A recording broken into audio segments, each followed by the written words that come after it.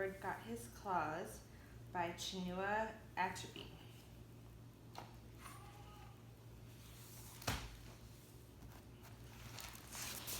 Really pretty art.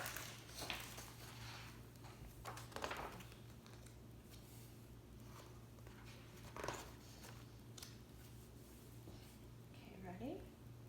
In the beginning, all the animals in the forest lived as friends. Their king was a leopard. He was strong but gentle and wise. He ruled the animals well, and they all liked him. At that time, the animals did not fight one another. Most of them had no sharp teeth or claws. They did not need them. Even King Leopard had only small teeth. He had no claws at all. Only the dog had big, sharp teeth. The other animals said he was ugly, and they all laughed at him. Aww. It is foolish to carry sharp things in the mouth, said the tortoise. I think so too, said the goat. The monkey jumped in and began to tease the dog. Don't worry, my dear friend, said the monkey. You need your teeth to clear the land on your farm. The animals laughed at the monkey's joke. When the farming season came around, King Leopard led the animals to their farmland. They all worked hard to prepare their plots. At the end of the day, they returned home tired. As they rested, they told stories and drank palm wine. But soon it would be the rainy season, and the animals would have no shelter from the rain. The deer took this problem to King Leopard. They talked about it a long time. King Leopard decided to call the animals together to discuss it. One bright morning, King Leopard beat the royal drum. When the animals heard the drum, they gathered at the village square. The tortoise was there. The goat was there too. The sheep, the grass cutter, the monkey, the hedgehog, the baboon, the dog, and many others were there. King Leopard greeted them and said, I have called you together to plan how we can make ourselves a common shelter. This is a good idea, said the giraffe. Yes, a very good idea, said many other animals. But why do we need a common house? Asked the dog. He had never liked King Leopard. The dog had asked a good question, said the duck. Why do we need a common shelter? We do need somewhere to rest when we return from our farms, replied King Leopard. And besides, said the goat, we need a shelter from the rain. I don't mind being wet, said the duck. In fact, I like it. I know the goat does not like water on his body. Let him go build a shelter. We need a shelter, said the monkey, jumping up and down in excitement. Perhaps we need one. Perhaps we don't, said the lazy baboon, sitting on the low fence of the square. The dog spoke again.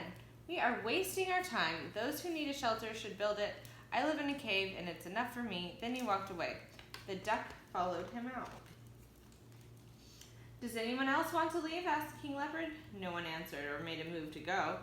Very well, said King Leopard. Let the rest of us build the village hall. The animals scattered to find building materials. The tortoise copied the pattern on his back and made the plan of the roof. The giant rat and a mouse dug the foundation. Some animals brought sticks, some ropes. Others made roof mats. As they built the house, they sang many happy songs. They told many jokes. Although they worked very hard, everyone was very merry. After many weeks, they finished the building. It was a fine building. The animals were pleased with it. They agreed to open it with a very special meeting. On the opening day, the animals, their wives, and their children gathered in the hall. King Leopard then made a short speech. He said, This hall is yours to enjoy. You worked very hard together to build it. I am proud of you. The animals clapped their hands and gave 3 cheers for the king. From that day, they rested in their new hall whenever they returned from their farms. But the dog and the duck kept away. One morning, the animals went to their farms as usual. King Leopard went to visit a chief in another village. At first the sun was shining, then the strong winds began to blow. Dark clouds hid the sun. The first rain was coming. The songbirds stopped their singing. The humming insects became quiet. Lightning flashed across the clouds. Claps of thunder sounded. The rain poured and poured. The animals on their farm saw the rain coming and began to hurry to the village hall. The dog also saw the rain coming and returned to his cave, but it was very, very heavy rain. Water began to enter the cave. Soon it was flooded. The dog ran from one end of his cave to the other, but the water followed him everywhere. At last, he ran out of the cave altogether and made straight for the hall of animals. The deer had been the first to arrive. He was surprised to see the dog run up to the hall. "What do you want here?" asked the deer. "It's none of your business," replied the dog. "It is my business," said the deer. "Please stay out. This hall is for those who built it." Then the dog attacked the deer and bit him with a big, sharp teeth. The deer cried with pain. The dog seized him by the neck and threw him out into the rain, taking his place at the entrance to the hall. The other animals tried to come in one after other. The dog barked and kept each of them out. They stood together, shivering and crying in the rain. The dog kept barking and showing his teeth. Aww.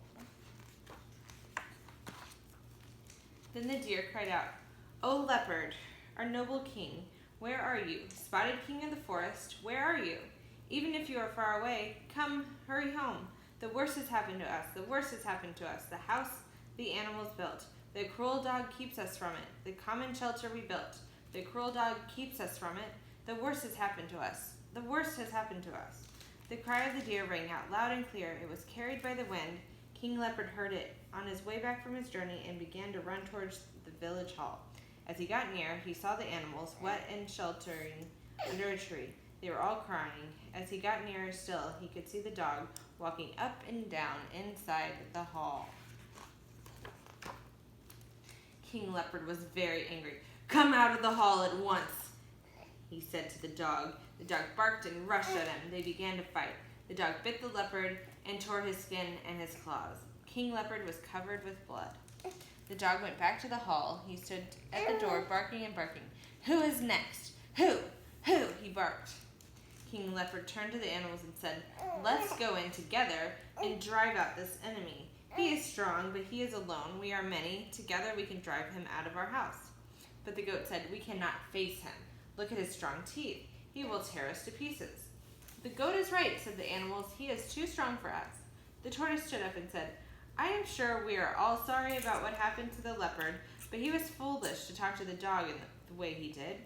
It is foolish to annoy such a powerful person as a dog. Let us make peace with him. I don't know what you others think, but I think he should have been our king all along. He is strong, he is handsome. Let us go on our knees and salute him." "Hear, hear," said all the animals. "Hail the dog." Tears began to roll down the face of the leopard. His heart was heavy. He loved the animals greatly, but now he knew they were cowards. They had turned their backs on him, so he turned his back on them and went away. Because of his wounds, he was weak and tired, so he lay down after a while to rest under a tree far from the village. The animals saw him go, but they did not care. They were too busy praising their new king, the dog. The tortoise carved a new staff for him. The toad made a new song in his praise. "The dog is great, the dog is good, the dog gives us our daily food. We love his head, we love his jaws, we love his feet, and all his claws."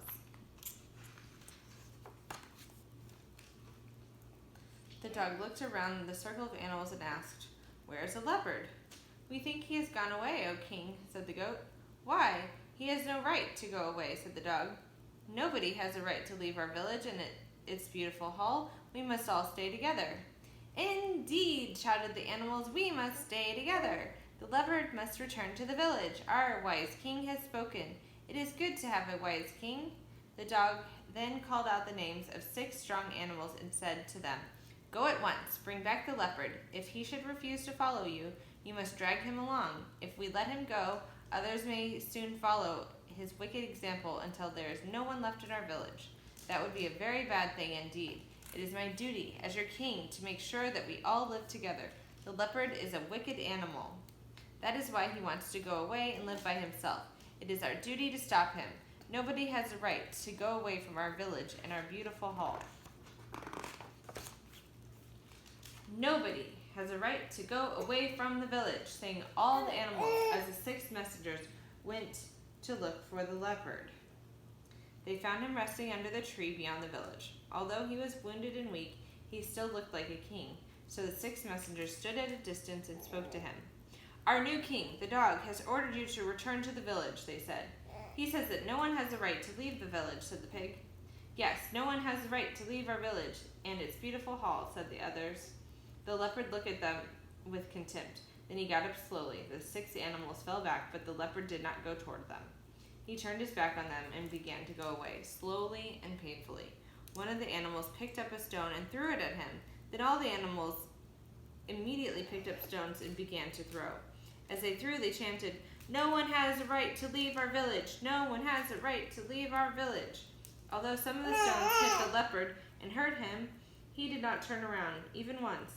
He continued walking until he no longer heard the noise of the other animals.